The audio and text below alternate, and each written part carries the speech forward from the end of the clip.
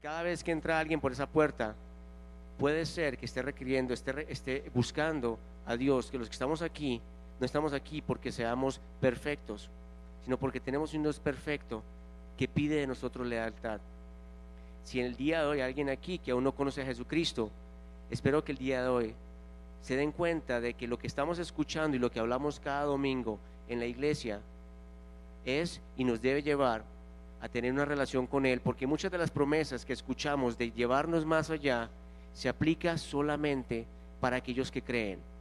El pastor en las palabras de unos domingos pasados lo decía, y son palabras fuertes, pero que es que muchas de las promesas de Dios, las promesas de Dios se aplican, y la Biblia es muy clara para decirnos, se aplica para aquellos que creen y lo siguen. A veces quizás vemos que en nuestra vida hay promesas que no se cumplen. Posiblemente podemos pensar y darnos cuenta que nuestra vida no está siguiendo a Jesucristo. Recordemos lo que nos enseñaba el pastor acerca de SOLED. Es un acrónimo, 5 letras. La S significaba sometimiento. Eso se manifiesta en una persona que declara de quién es o a quién pertenece. Estamos sometidos porque sabemos de que pertenecemos a Dios, pertenecemos a Jesucristo en el momento en que lo aceptamos. La O, obediencia, que se manifiesta en la acción, que nosotros actuamos, nosotros hacemos algo por esa fe que tenemos. La siguiente, la L, lealtad, que se manifiesta en una disposición de comunicación, estar en comunicación con nuestro Padre y con los demás. Somos leales, que aún a pesar de que las cosas no salgan como nosotros pensamos o quisiéramos que salieran, estamos comunicándonos con el Padre y estamos sabiendo de que Él siempre tiene el mejor plan para nosotros, aún a pesar de las circunstancias. La E, enseñable, que se manifiesta en la humildad de aprender. Yo no lo sé todo. Yo llevo 8 años, casi cada domingo, enseñando Biblia a mi comunidad en nuestra iglesia en Estados Unidos. Tenemos grupos, le llamamos grupos de vida, que es para que la iglesia no se haga tan grande. Nos reunimos antes del servicio, del culto, grupos más pequeños. Y aquí Dios me ha enseñado y me ha dado la oportunidad de ver de que no hay mejor disposición que tener la humildad de aprender, ser enseñable y disponible, que es la D de SOLED, que saca tiempo para ejecutar alguna tarea, donde sabemos que no hay nada más importante que hacer la voluntad de Dios, y Dios va a acomodar nuestro tiempo, nuestros recursos, nuestros deseos en la manera en que nosotros estemos disponibles para Él. Hace aproximadamente 30 años, un día llegué a mi casa, teníamos una señora que era la que nos cocinaba, eso fue aquí en Bogotá, y había un caos por todo lado. Íbamos a un apartamento en el centro y había comida en todas las paredes, había un vidrio roto. Resulta que ella estaba haciendo lentejas con carne, las había puesto dentro de una olla a presión. ¿Quién ha cocinado aquí con una olla a presión? ¿Y saben por qué funciona muy bien la olla a presión? La presión hace que el calor sea mucho más alto cuando hay presión adentro, una cuestión física, y hace que se cocine más rápido la comida. Estábamos esperando que ese día comer unas deliciosas lentejas con carne, pero la presión, algo había tapado la válvula, no había permitido que la presión requerida para que haya adentro. A veces es necesario que cierta presión saliera para que no se formara tanta presión. La olla había estallado, había dañado la estufa, que era un acero muy fuerte, un acero muy duro. Había salido la tapa volando, el pito de la tapa había salido volando, había dejado lentejas por todo lado. Y ese día nos tocó comer arroz con huevo y no las lentejas con carne que esperábamos comer. ¿A qué voy con esta ilustración? En nuestra vida posiblemente pueda haber presión que Dios permite y que es necesaria para que nosotros en nuestro interior desarrollemos carácter y en nuestra vida haya algo hermoso.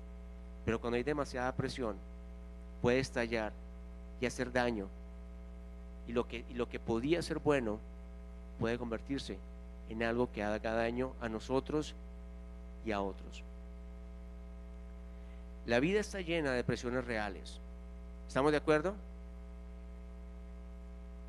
¿Y quién ha experimentado esta semana alguna presión en su vida, ya sea por finanzas, por salud, quizás alguna presión por algo que haya pasado? Yo creo que casi todos podemos levantar nuestra mano y decir, hay algo en mi vida que es una presión.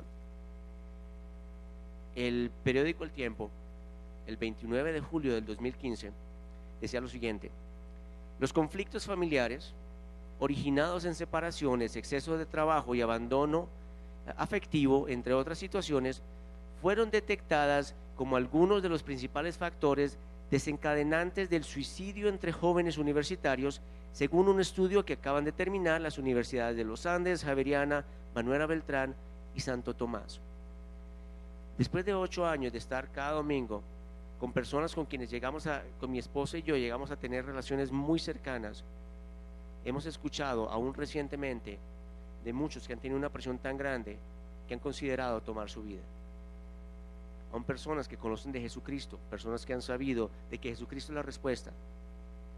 Entre cristianos, cuando llego a compartir con algunos que personalmente me cuentan su historia, es muy común que aún cristianos que confiemos en Cristo lleguemos en algún momento a considerar que esta vida no tiene sentido. A veces la presión es tan fuerte, y si hiciéramos una encuesta, posiblemente muchos de los que estamos aquí en algún momento hemos considerado, antes y aún después de conocerlo, de que nuestra vida no tiene sentido.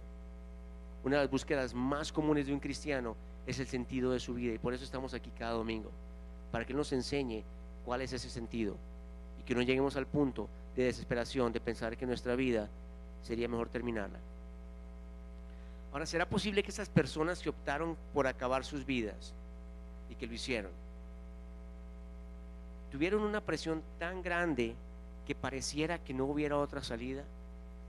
Posiblemente así es. Posiblemente la presión es tan grande, alguna pérdida muy grande, una pérdida económica, un fracaso, que nos hacía pensar de que no había otra solución.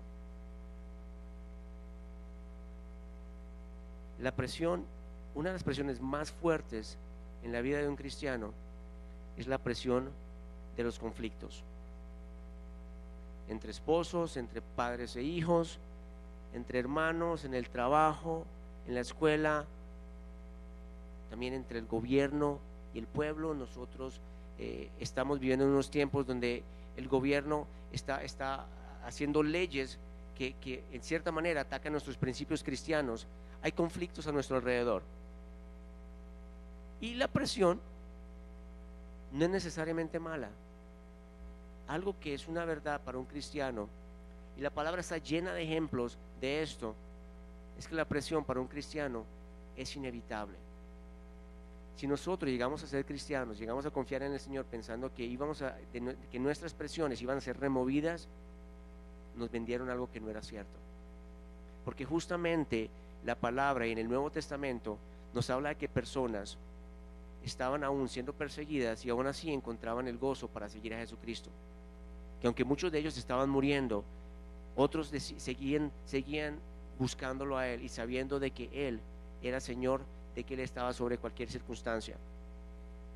Jesucristo siempre va a dar una respuesta a la presión de los conflictos, para que la presión sea la adecuada, para que se forme dentro de nosotros algo agradable, algo bueno, así como la olla a presión, que cuando tiene suficiente presión, la presión necesaria, algo rico se cocina.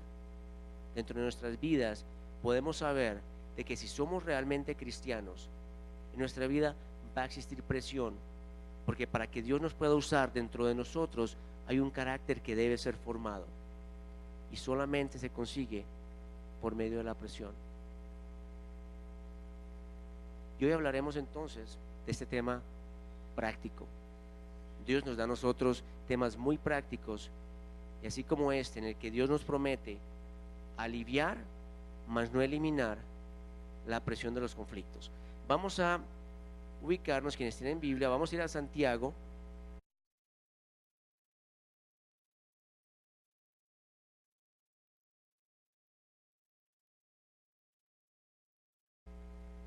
Imaginemos nosotros viviendo en este mundo imperfecto, y nosotros siendo imperfectos.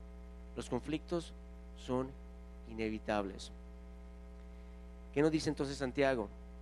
Nos dice, los conflictos generalmente se originan en el egocentrismo, en el pensar en mí mismo. ¿El egocentrismo qué es? Es la tendencia a yo creer que yo soy el centro de atención, a yo pensar que yo soy lo más importante, y que eso se junta, el egocentrismo se junta con la incapacidad de ponernos en el lugar de los demás. Generalmente hay conflicto cuando pensamos que que nosotros somos el centro de todo y nos cuesta ponernos en los zapatos de los demás. Ahora, Santiago nos dice cómo se demuestra este egocentrismo, el pensar en nosotros mismos. Él dice que en el versículo 1 dice, es por las pasiones. ¿Qué son las pasiones? Es un acto de indulgencia en exceso que se concentra en la gratificación física corporal. Cuando tengo una pasión, hay algo que yo busco que me va a dar satisfacción física o corporal, y hay indulgencia. Lo busco aún a pesar del resultado. Las pasiones también son cualquier deseo, incluso deseos buenos, que pueden convertirse en algo que desagrade a Dios cuando el centro es nuestra satisfacción. Yo he visto con tristeza muchos líderes que después de darse cuenta de que hay fama, de que son reconocidos, ministros de música, predicadores, llegan a perder la visión que Dios tiene con la pasión que les ha dado, y se convierte acerca de ellos mismos. Como cristianos debemos tener mucho cuidado que cuando Dios nos da una pasión de hacer algo, ya sea de predicar, ya sea de cantar, sea de lo que sea que tenga que ver con el servicio a Él, que no se convierta en algo que nos satisfaga a nosotros mismos, porque si no se va a convertir en las pasiones que Dios rechaza, las pasiones de las que habla acá y que crean conflicto. El versículo 2 dice también otra manera en que se demuestra el egocentrismo es aquello que codiciáis. ¿Qué significa el codiciar? Es el desear intensamente algo o a alguien que fija nuestro corazón en algo que no nos pertenece. El codiciar, yo estoy deseando algo o a alguien con todo mi corazón, pero esto o esta persona no me pertenece. También dice que el egocentrismo se origina en la envidia, que es el deseo de poseer lo que mi hermano o mi hermana posee. De esto se originan los conflictos, nos dice Santiago. El versículo 3 nos habla de algo que para muchos cristianos es una pregunta que tenemos constantemente: es ¿por qué yo pido y no recibo?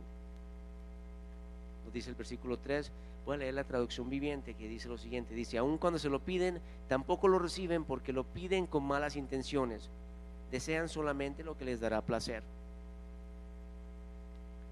Eso nos dice que nosotros también podemos dar un mal uso a la oración, y es posible que demos un mal uso a la oración. En nuestro ministerio en Estados Unidos, nuestra iglesia es una iglesia de 1,500 personas en un domingo. Entonces nosotros tenemos personas que pasan al frente en el tiempo de oración y oran por otros que vienen a orar por ellos. Curiosamente, mi oración, cuando alguien pasa a orar conmigo, cuando yo oro por ellos, mi oración generalmente no es lo que ellos quieren escuchar.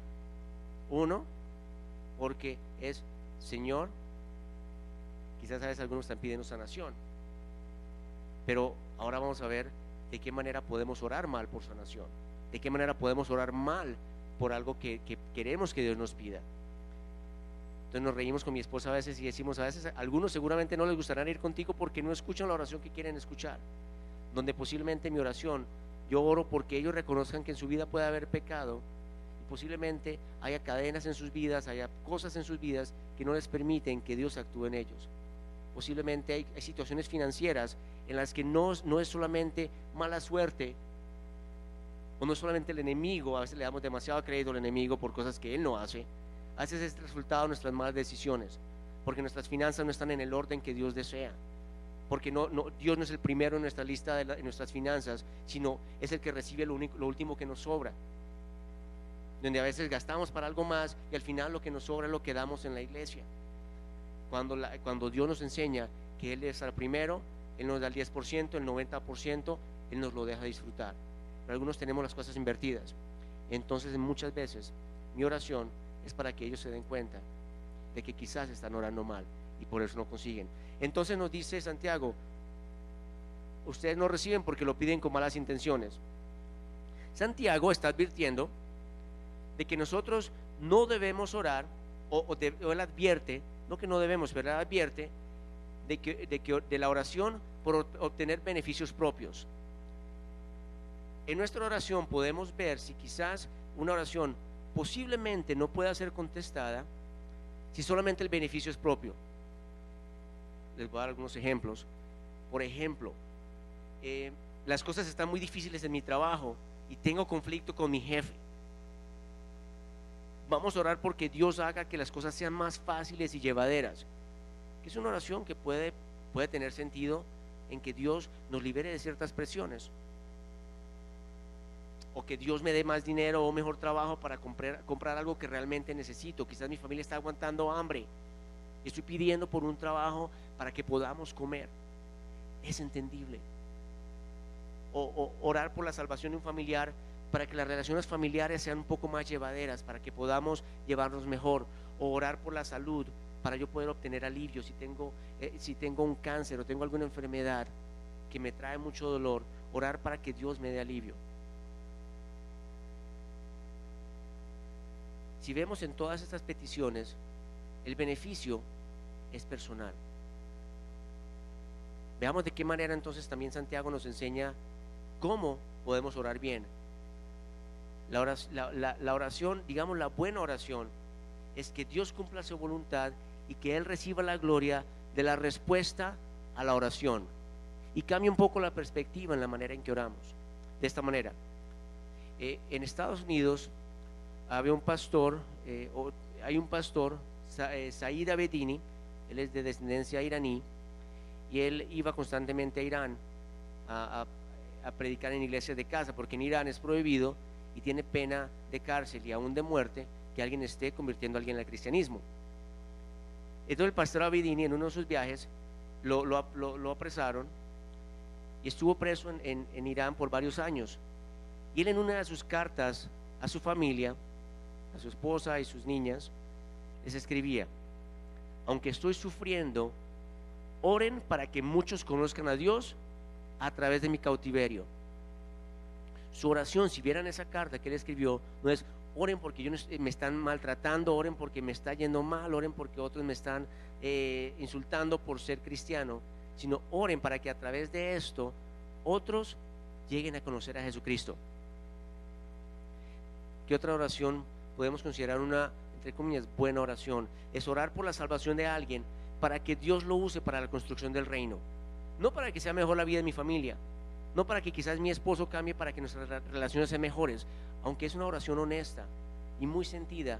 Pero nuestra oración, la que Dios responde, es: Señor, que mi esposo, mi esposa, mi hijo se convierta, para que Él contribuya, para que tú lo uses para la construcción del reino. Todo lo demás vendrá por añadidura. Orar por salud para que otros puedan ver el poder de Dios. A mí me encanta orar por salud cuando las personas pasan al frente y me dicen: Willy, hermano, ¿puede orar por esta petición? Y mi oración es: Señor, que si tú permites que esta persona se sane, que todos aquí en nuestra iglesia podamos ver tu testimonio, que esta persona no se lo guarde para sí mismo, sino que podamos ver el poder tuyo a través de esta persona. Y si decides no hacerlo, también que esta persona sepa que tú sigues siendo Dios aún a pesar del dolor. Continuemos a Santiago 4:4. Ahorita hay unas palabras fuertes. Dice Santiago 4:4: adúlteros, ¿no se dan cuenta de que la amistad con el mundo los convierte en enemigos de Dios? Lo repito, si alguien quiere ser amigo del mundo, se considera enemigo de Dios, se hace enemigo de Dios. El matrimonio es un pacto de exclusividad. ¿Están de acuerdo? Hombres, mujeres que están casados, es un pacto de exclusividad y fidelidad establecido entre, ¿cuántas personas? Entre dos personas. Curiosamente, en estos tiempos tenemos que dejar eso muy claro. Hay lugares que piensan que son más. Sí. El adulterio significa entonces una fidelidad a otro o a otro que no sea la pareja en matrimonio. Y puede ser de acciones y pensamientos. Y es tal el valor que Dios da al matrimonio que el acto de adulterio, el acto de adulterio atenta contra la unidad que Dios ha pretendido crear entre dos personas. Por eso Dios le da tanto valor y acarrea muy graves consecuencias. Es más, en el Antiguo Testamento, ¿cuál era el castigo por el adulterio? La muerte, ser apedreada una mujer o un hombre por el adulterio. En el Antiguo Testamento, la ley del pacto de Israel prohibía el adulterio. O sea, el adulterio no puede existir, y convertía la fidelidad de Dios, la fidelidad en el matrimonio, en un aspecto tan central de la voluntad divina para las relaciones humanas. Entre muchas de las cosas que Dios desea para las relaciones humanas, una de las más importantes es la fidelidad en el matrimonio de dos personas. Dios lo pone en un nivel muy alto, que los 10 mandamientos nos revelan si estamos cumpliendo la voluntad divina en las relaciones con otros y con Dios, aunque no necesariamente indica que tenemos una relación correcta. Los mandamientos permiten que nosotros nos demos cuenta si hay algo en nuestra vida que no está siguiendo lo que Dios desea, aunque seguir los mandamientos no indica que tenemos una relación correcta y salvadora con Jesucristo. Esto que quizás es un poco de doctrina y teología de lo que nosotros como evangélicos debemos creer, es que alguien puede seguir todos los puntos de los mandamientos, todos los puntos de la ley, y cumplir cada mandamiento, y aún así no saber si su salvación es cierta, porque no ha puesto su fe en Jesucristo. Las palabras de Santiago, llamando adúlteros a quienes eligen ídolos y sustitutos en lugar de Dios. Cuando nosotros ponemos a alguien en lugar de Dios, estamos haciendo ídolos. Esto refleja lo que algunos profetas en el Antiguo Testamento usan para referirse a la relación entre Dios y su pueblo. Cuando Dios habla de la relación entre Dios y su pueblo, la relación entre Él y nosotros, Él dice, Él está casado con nosotros. Y por eso aquí Santiago está hablando del adulterio, porque también se refiere a la relación que nosotros tenemos con Él. Y cuando somos infieles en nuestra relación con Él, quiere decir que estamos buscando o poniendo fidelidad en algo más, no en Cristo, en algo más. Por eso quizás muchos de nosotros se nos aplica este texto a que Santiago está escribiendo cuando él dice, adúlteros, la amistad que ustedes tienen con el mundo, la amistad de las cosas que les gustan y que desagradan a Dios, los hace enemigos de Dios. Siguiente versículo, Santiago 4, versículo 5. Hace una pregunta a Santiago y dice, ¿o pensáis que la Escritura dice en vano, el Espíritu que Él ha hecho morar en vosotros nos anhela celosamente? Cuando alguien cuando alguien acepta a Jesús como Señor, a Jesús como Señor y Salvador, el Espíritu Santo empieza a habitar y actuar en esta persona en el proceso de la santificación. Como evangélicos creemos que nosotros aceptamos al Señor, hay una conversión, somos una nueva criatura, no somos hechos perfectos en ese momento, somos hechos limpios, pero hay un camino de santificación, estamos caminando para hacer buenas obras, y el Espíritu de Dios permite que nosotros seamos fieles a la relación con Jesucristo, que es como la relación de una esposa con un esposo, que solamente el convertirnos, solamente en aceptar a Jesucristo, un domingo quizás hacer una llamada al altar para aceptar a Jesucristo, o quizás hablando con un pastor y que yo acepte a Jesucristo, es la primera parte. es importante que después sigamos caminando. Y aquí Santiago está hablando de eso, de que el Espíritu Santo es el que nos permite que nosotros seamos fieles a Jesucristo, no nuestras fuerzas. Sería imposible para nosotros en nuestras fuerzas tratar de hacerlo. Ahora, un siguiente punto es que Jesucristo tiene una actitud, o pide que nosotros tengamos una actitud que Él honra, y que cuando tenemos esa actitud, Él ayuda a aliviar los conflictos. Si vivimos de cierta manera, hay conflictos, y la presión de los conflictos en nuestra vida que va a ser menor. Cuando vivimos de una manera diferente a lo que Jesucristo nos enseña, inevitablemente va a haber conflictos de los cuales no va a haber alivio. Una ventaja que nosotros tenemos como cristianos y como creyentes es que tenemos a Jesucristo y tenemos cosas que Él nos dice que nosotros podemos hacer para que la presión en nuestras vidas no sea como que nos lleve al punto de estallar. Veamos en los versículos 6 al 10 de Santiago 4.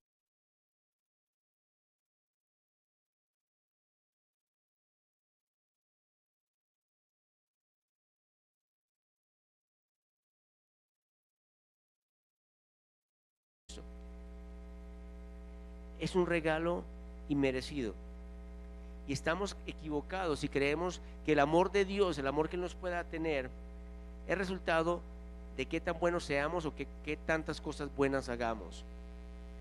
A veces tendemos a pensar en esto, aun cuando suceden cosas en nuestra vida, en pensar en quizás que estamos haciendo algo malo, quizás por eso el amor de Dios pareciera ser menos, y quizás a veces buscamos hacer cosas para que quizás el amor de Dios como que suba un poquito, como que la temperatura en nuestro termómetro cristiano suba un poquito para que Dios nos bendiga un poquito más, y tendemos a buscar pensar en qué cosas buenas yo puedo hacer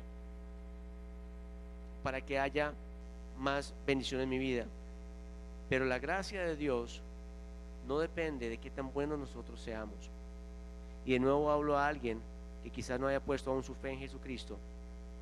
Si está el día de hoy aquí, que sepa que no hay nada suficientemente bueno que puedan hacer para que la gracia de Jesucristo transforme sus vidas en algo que va a ser hermoso. Santiago 4:6 menciona dos tipos de personas que pueden estar en un conflicto: los orgullosos o los humildes. Cuando estamos en un conflicto podemos tomar alguna de las dos actitudes: o somos orgullosos o somos humildes o soberbios. En cuanto al espiritual, una persona orgullosa se ve de esta manera: es una persona que no se da cuenta de su necesidad, una persona que no reconoce su pecado, una persona que busca la independencia de Dios y rechazan su autoridad. Cuando estamos en un conflicto, a veces quizás quienes somos orgullosos podemos pensar que no tenemos pecado, quizás nuestros pecados son tan pequeños, o quizás no nos damos cuenta de ellos. Y nos dice Santiago de que Dios se opone a los que se oponen a su autoridad. Eso es clave para nosotros como cristianos. Si nos oponemos a la autoridad de Dios, Dios se va a oponer a nosotros. Si tenemos planes, pero nos oponemos a la autoridad de Dios, de que Él diga qué es lo que Él desea hacer para nuestras vidas, Dios se va a oponer a nosotros. Hace 2 meses yo vine por una semana a Colombia esperando arreglar papeles para poder regresar a Estados Unidos. Llevo 2 meses en los cuales, gracias a Dios, en lo que lo conozco a Él, no ha habido un solo día en el que yo pueda decir: Dios, ¿por qué estoy yo aquí? Porque simplemente el hecho de estar aquí parado el día de hoy predicando esta palabra, Dios ha puesto personas y situaciones en mi vida donde ha permitido que lo que Él me ha enseñado yo pueda comunicarlo a otros. Me deja muy claramente de que el propósito de Dios, cuando no nos oponemos a Él, Él está a nuestro favor. Entonces los otros, hablamos de los soberbios, los otros son los humildes en un conflicto. Los humildes en cuanto a lo espiritual, ¿quiénes son? Primero, reconocen que Dios es Dios y ellos no. La primera palabra de Soler es reconocer de quién somos dueños, reconocer que Él es Dios y yo no. Él es quien decide qué es lo mejor para mí, porque a veces yo en mi pecado no reconozco qué puede ser mejor para mí. Un humilde también reconoce que es pecador. Pablo escribió muchas cartas del Nuevo Testamento. Era una persona que nosotros pudiéramos decir, este hombre tenía tremenda sabiduría, el tipo había estudiado con los mejores maestros de la época como judío. Él mismo decía, yo puedo vanagloriarme de todo lo que yo sé, y todo lo que yo he estudiado, de todo lo que yo conozco, pero aún así Dios permitía que después de que él lo conoció y tuvo una experiencia personal con Jesucristo, él decía, yo tengo un aguijón en mi vida, hay algo en mi vida que le recordaba a él. Pablo tenía algo en su vida que le recordaba que él era pecador. Todos en nuestra vida tenemos algo en nuestra vida que nos recuerda que somos pecadores. Que no se nos olvide, que sea algo en nuestra vida que nos trae de rodillas ante Dios. No necesariamente Dios va a transformar toda nuestra vida, porque hay cosas que van a permanecer, las cuales nos tienen que traer de rodillas ante el Padre. Y eso es la humildad de la que nos está hablando aquí. También un humilde es quien busca la dependencia de Dios y acepta su autoridad. Quien busca que Él sea quien provee, que Él sea quien dice qué es lo correcto para hacer. Que cuando estamos en una situación difícil, que Dios no sea nuestra segunda opinión, sino sea el primero que buscamos para ver de qué manera nosotros debemos manejar una situación. Y nos dice también la palabra que Dios muestra favor a quienes tienen una imagen correcta de sí mismos y de Dios. Cuando conocemos correctamente a Dios, conocemos correctamente a nosotros mismos y sabemos quiénes somos, Dios muestra favor a nosotros.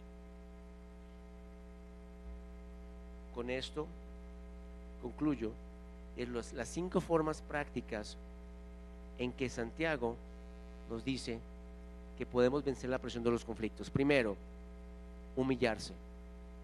Creo que lo tienen en sus papelitos para que lo llenen. Primer consejo práctico es humíllense. ¿Qué significa esto? Es que nos hagamos humildes ante Dios, que lo reconozcamos por quién es Él y por quiénes somos nosotros. Él es todopoderoso, Él es creador de todo, Él es soberano y Él es justo, y yo no. Si yo no lo conozco, muy difícilmente puedo saber quién soy yo en Él. Por eso es importante que quienes estamos aquí los domingos, una de las principales razones por las cuales estamos aquí, además de alabarlo a Él, es conocerlo más a Él. Así como quienes tienen esposo, esposa, el hecho de que pasan todos los días juntos o el tiempo que compartan juntos, el propósito es llegar a conocer quién es la otra persona. Así en el momento en que alguien les hable mal de su esposo o su esposa, ustedes van a saber quiénes son ellos y van a decir, ese no es él, esa no es ella. Que si conocemos a Cristo de tal manera que alguien nos dice, pero tu Dios, ¿cómo permite que te pase esto en la vida? Que podamos decir, yo conozco a mi Dios, yo sé quién es mi Dios, a mí no me mete en cuento. Que nos quieren pintar a un Dios que solamente quiere lo mejor para nosotros y que eso significaría tener todo lo que nosotros quisiéramos. Nos damos cuenta de que nuestro Dios desea lo mejor para nosotros, aunque a veces no sea cosas que nosotros en nuestro corazón y nuestro cuerpo deseáramos. Sabemos que Él siempre nos va a dar lo mejor. La típica novela es de la niña abandonada, que resulta que después de muchos años descubren que ella era la hija de un poderoso y rico señor. Típico, ¿no? Y a muchos de nosotros nos pasa exactamente lo mismo. Somos los hijos que después de muchos años a veces vivimos como si nosotros no tuviéramos papá. Cuando somos hijos, quienes creemos en Jesucristo, somos hijos del más poderoso, del más rico, y nosotros somos así. No debemos vivir como esa niña pobre, sufriendo de lado en lado, escuchando a todo el mundo, si no sabemos quién es nuestro Padre. Por eso es importante que lo conozcamos y el poder que Él tiene. Muchos de los cantos que cantamos hoy nos recuerdan, Él es todopoderoso, Él es gran y majestuoso, Él es fuerte, invencible, no hay nadie como Él. También el humillarse, quien reconoce quién es Él, también puede ver a los demás como Dios los ve. Cuando nos humillamos podemos ver a los demás como Dios los ve, no como yo los veo. Es cambiar mi visión de los demás. Y cuando veo a alguien que parece no tener salvación, yo puedo ver de que Dios tiene un plan más grande con él. El diablo sabe que cuando nosotros creemos que somos el centro y los más importantes, que somos los que hablamos bien, los que oramos bonito, los que participamos a veces en las cosas de la iglesia, y que creemos que es por nuestro propio esfuerzo, es que yo canto así porque yo he practicado, y yo hablo así porque yo he practicado, porque, en fin, que creemos que nosotros somos el centro. El enemigo conoce esto, y nuestro ego nos lleva a dejar ver que realmente es Dios quien hace todo posible para nosotros, y nos damos cuenta que al ser humildes nos damos cuenta de que es por gracia y no por mérito. El ser humilde significa que todo lo que podemos hacer, que hagamos bien, es por gracia y no por mérito. Segundo punto es: vengan delante de Dios. Lo que significa delante de Dios es, y se traduce literalmente, que es alinearse debajo de alguien, como un soldado cuando está con un comandante. ¿Alguien aquí ha servido en las fuerzas militares? ¿Alguien aquí ha sido soldado? ¿Tú has sido soldado? Eres soldado. Sabes que cuando tú estás sirviendo, tú te alineas delante de tu comandante. Ya no son tus deseos. Si tú quisiste hacer una cosa, tu comandante no quiere, tú tienes que hacer lo que tu comandante dice, ¿correcto? Eso es lo que significa aquí esta palabra cuando dice alíñense delante de Él. Que no importa que ustedes quieran ir para allá, si Dios les dice vayan para allá, ustedes van a ir para allá, no para aquí, van a ir para allá donde Dios les dice. Alíñense delante de Él. Nosotros dejamos de recibir órdenes de las cosas y personas, nos olvidamos de horóscopos, de adivinos, de gurús, de coaches, nada más que pretenda darle dirección a nuestra vida, si queremos dejar a un lado a Dios, sino al contrario, ponemos a Dios como nuestro guía y nuestro director. Tercero, nos dice Santiago: resistan al diablo. Para evitar la presión, resistan al diablo. ¿Qué significa resistirse? Significa ponerse y oponerse definitiva y firmemente en contra del enemigo. De que cualquier cosa que el enemigo quiera hacer en nuestra vida, nos oponemos rotundamente a lo que el enemigo quiera hacer. La palabra de Dios nos aclara que hay una cosa que el enemigo quiere hacer con nosotros. ¿A qué viene el enemigo? A destruirnos, a robar.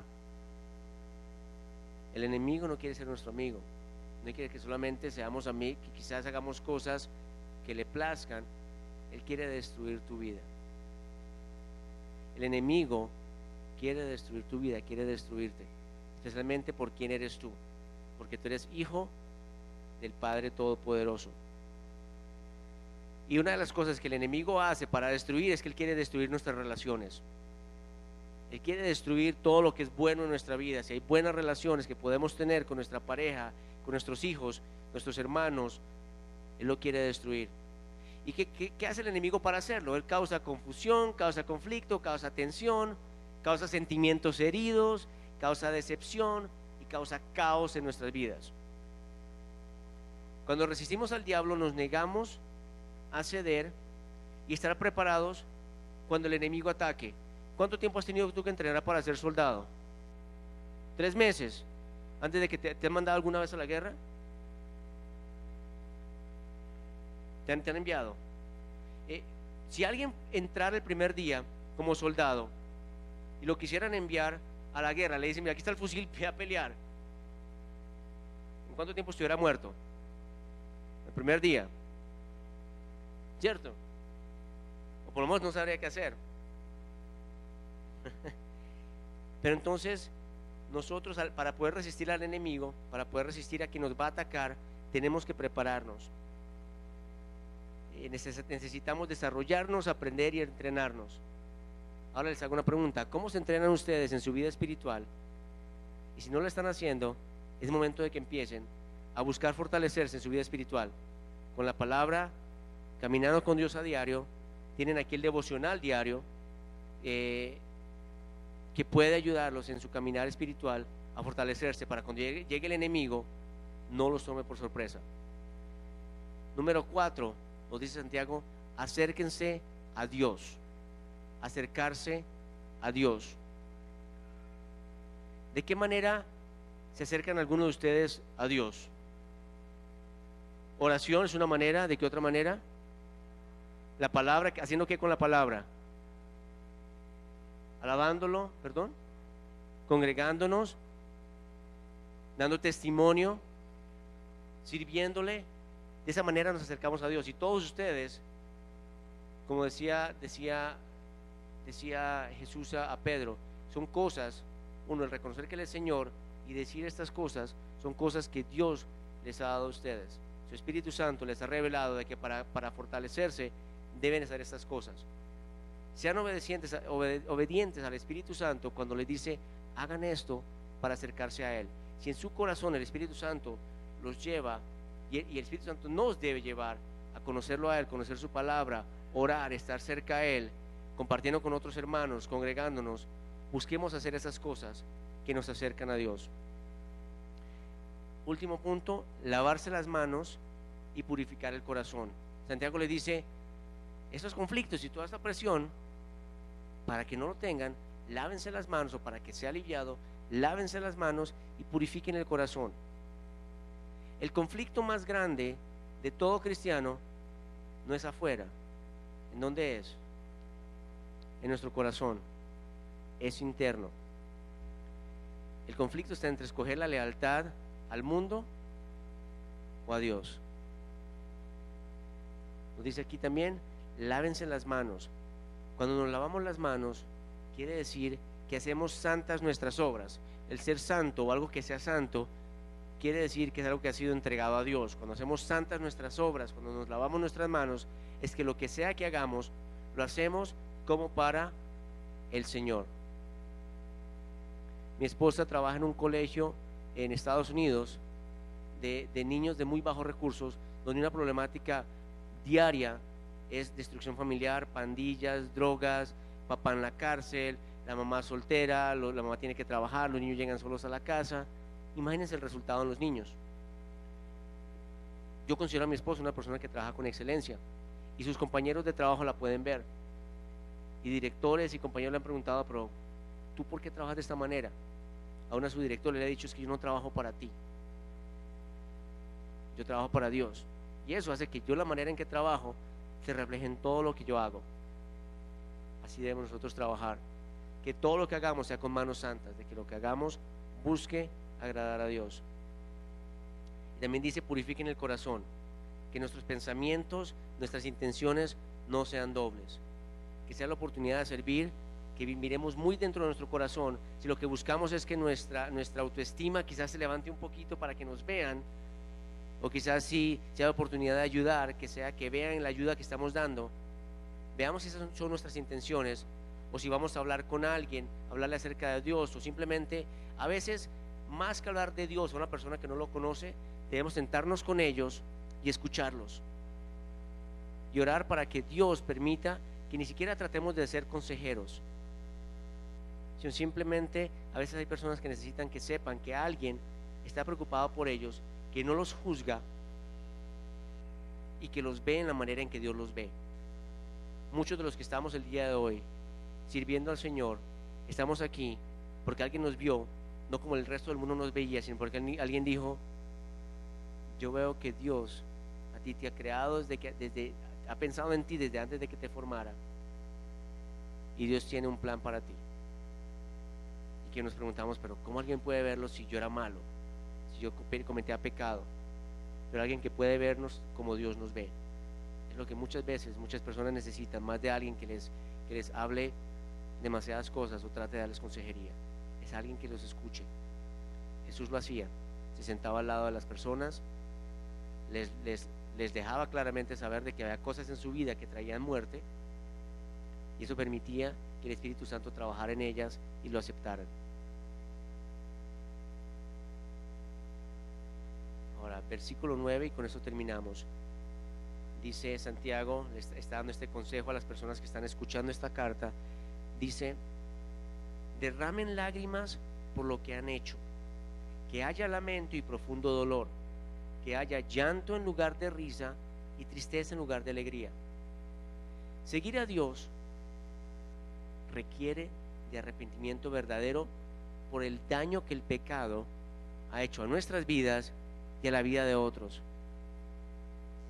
¿Cuántos de nosotros, no tienen que levantar la mano, pero cuántos de nosotros hemos cometido pecados que nos han dañado a nosotros y han dañado fuertemente a personas a nuestro alrededor?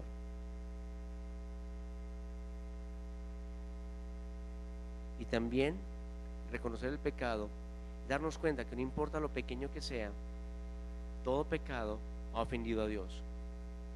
El pecado, por pequeño que sea, ofende a Dios. El arrepentimiento viene no solamente, remordimiento es una cosa, sentirme mal porque la embarré. El arrepentimiento requiere que nosotros nos demos cuenta de que ofendimos a Dios, que fue una ofensa grande y que requerimos de la salvación de Él, requerimos de su gracia. Con esto concluyo. Los conflictos son inevitables y parte de nuestra vida cristiana. Mientras sigamos a Jesús, tendremos oposición. Si no tenemos oposición en nuestra vida, si no hay personas que quizás, no necesariamente que nos odien, pero quizás que con quienes tengamos diferencias y posiblemente en algún caso podamos aún hasta perder nuestro trabajo. En los tiempos hace 2000 años, quienes decidían seguir a Cristo en ciertos pueblos, en Jerusalén, por ejemplo, si alguien tenía un negocio, sabía que todos los demás no iban a ir a su negocio. Y ellos estaban dispuestos a hacerlo, estaban dispuestos a ser rechazados. Si no tenemos oposición, posiblemente no estamos siguiendo a Jesús. Seguir a Jesús significa, vamos a tener oposición. La palabra de Dios nunca nos dice, todo el mundo va a estar de acuerdo contigo. La palabra de Dios nos dice, vas a tener oposición. La oposición y los conflictos no son opcionales. Sin embargo, es en la oposición y los conflictos donde nosotros podemos encontrar gozo. La olla a presión, cuando tiene esa presión, crea algo dentro que es rico. La presión en tu vida, Dios va a permitir que cree algo hermoso, algo que va a ser de agrado ver. Tu vida va a ser de agrado ver, no porque eres perfecto, sino por la obra de Dios en ti. Que no pienses que tu vida tiene que ser perfecta para que otros vean algo agradable. Tu vida tiene que ser leal a Dios para que otros puedan verlo a Él a través de ti. Los conflictos, cuando los enfrentamos con un corazón humilde y dispuesto, permiten que amemos a los otros de tal manera que en nuestra vida todo cambie de destrucción a una vida abundante y de buenas cosas. Si tanta presión en nuestra vida puede causar destrucción, el tener la presión correcta puede traer vida y abundancia de buenas cosas. La vida que promete Jesucristo a todo aquel, no a algunos, a todo aquel que le acepta como Señor, es una vida de abundancia. No siempre de lo que queremos, pero siempre de lo que necesitamos. Ahora busquemos conocer a Jesús más, o aceptar su invitación si no lo conoces como tu Salvador personal el día de hoy. Si muchas de las cosas que estamos hablando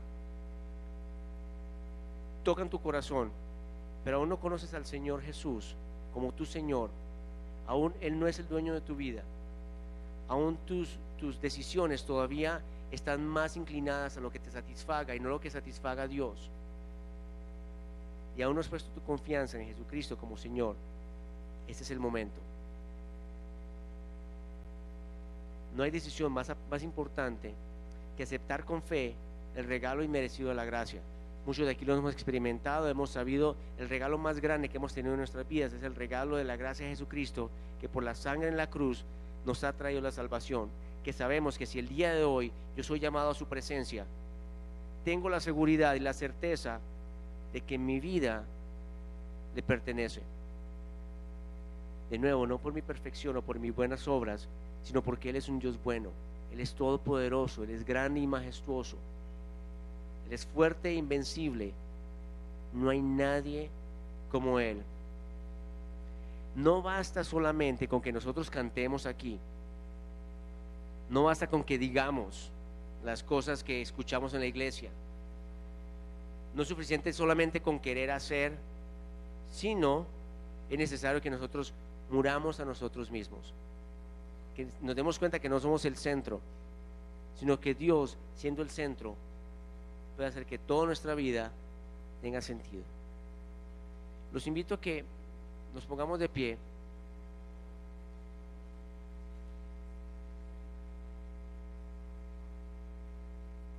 y vamos a orar. Señor Jesús, te doy gracias porque una vez más nos has traído a este lugar, a esta casa de oración, este lugar donde otros hermanos y yo te buscamos. Te pido, Señor, que en todo momento que te busque pueda encontrarte, que pueda tener la confianza de que cualquier presión que haya en mi vida, tú, Señor, puedes aliviarla. Y te pido, Señor, que si es necesario no retires de mi vida todas las presiones que pueda tener, sino que a través de esas presiones, Señor, modifiques en mí lo que debe ser modificado. Yo sé, Señor, que tú me formaste en el vientre de mi madre desde antes de que aún mi madre y mi padre pensaran en mí. Quizás algunos aquí hemos escuchado de que mejor que no hubiéramos nacido. Quizás algunos nos han dicho eso. Pero, Señor, sabemos de que tú, como nuestro Padre, eres un Padre perfecto, que pensaste en nosotros antes de que naciéramos. No importa la edad que tengamos, no importa si tenemos 10, tenemos 50, tenemos 80 años. Sabemos, Señor, que tú tienes un propósito para nuestras vidas. Te doy gracias, Señor, porque el día de hoy me has traído aquí a escuchar tu palabra. Porque aunque pudiera estar haciendo cualquier otra cosa, tú me has traído aquí, Señor. Me has revelado en tu palabra de que tú, Señor, nunca me abandonas, de que tú, Señor, haces de mi vida una creación nueva. Te pido por cada uno de mis hermanos, Señor, de que ellos, en lo que estén experimentando en su vida, puedan poner sus prioridades en orden, de que las cosas que no te pertenecen a ti, Señor, puedan ser removidas, que tu Espíritu Santo lleve a todos aquellos que han confiado en ti a una vida de santidad, a una vida que confíe en ti como el mejor guía y el mejor proveedor. Que si mis hermanos el día de hoy están pasando por dificultades, Señor, puedan analizar sus vidas y puedan decidir, Señor, confiar plenamente en ti. También que nosotros como iglesia podamos ser la luz para otros, que seamos quienes atraen a quienes necesitan de ti, Señor. Que no nos creamos como los únicos poseedores de esta verdad, sino que sepamos de que nosotros debemos compartir esta verdad a otros, de que busquemos que esta iglesia busque, Señor, traer a personas enfermas que necesiten de ti para que sean sanadas, para que también reciban la gracia que un día nosotros recibimos. También te pido, Señor, que si tu Espíritu Santo el día de hoy ha traído a alguien que no te conoce, que tú, Señor, lo traigas al conocimiento pleno tuyo, de que si alguien no te conoce el día de hoy, Señor, o aún ha sido alguien que ha venido a la iglesia por mucho tiempo o muchos años, quizás ha vivido como una buena persona, pero que no confía en ti como Señor y Salvador, que si esta persona el día de hoy muere, no tiene la certeza de estar contigo, que el día de hoy, Señor, sea el día que tú lo has llamado y lo has citado para que crea en ti. Ya sea que tú hayas aceptado al Señor hace años o no lo conozcas, vamos a orar esta oración. Señor Jesús, reconozco que soy pecador, reconozco que te he ofendido, reconozco, Señor, que mi vida no tiene sentido sin ti. He tratado de luchar, he tratado de buscar y no he encontrado. Tú en tu cruz te entregaste para que yo fuera salvo. La sangre que derramaste me dio la salvación. Hoy decido confiar en ti como mi Señor y Salvador. Decido comprometer mi vida no a ser perfecto, sino a ser leal a ti, a caminar contigo, a transformar mi vida, a dejar las cosas que no son de ti y a dar testimonio de esto que me enseñaste. Gracias, Señor. Vamos a escuchar este canto.